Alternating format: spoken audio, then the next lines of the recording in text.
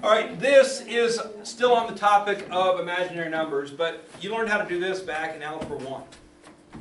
It was under the topic of called adding like terms. Okay? Imaginary numbers all have i's on them. Real numbers all don't have i's.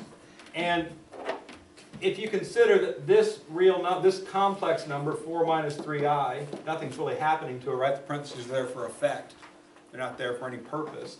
Plus this imaginary number, so this is the second imaginary number, so plus 6 minus 4i. I said imaginary, I should have said complex.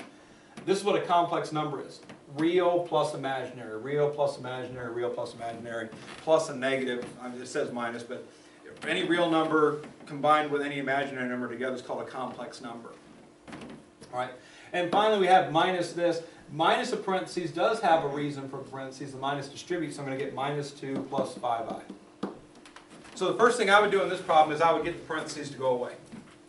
Plus something doesn't do anything, minus something, the minus distributes through. If there was a number here plus 3 parentheses, then 3 times 6, 3 times negative 4, you have to distribute. Right? So basic distributive property rules, again we learned this in Algebra 1. Then, if we focus on the like terms, those 3 numbers underlined in black are all real numbers. Real numbers add together, or subtract depending on sign. 4 plus 6 is 10, minus 2 equals 8. If I look at the ones I underlined in red, those all have an I attached to them, so they're all like terms, they all have I attached to them. So add, subtract the coefficients. Negative 3 minus 4 is negative 7, plus 5 is negative 2i. Powers don't change when you add and subtract, they only change when you multiply. And your final answer should be written in this exact order: real first,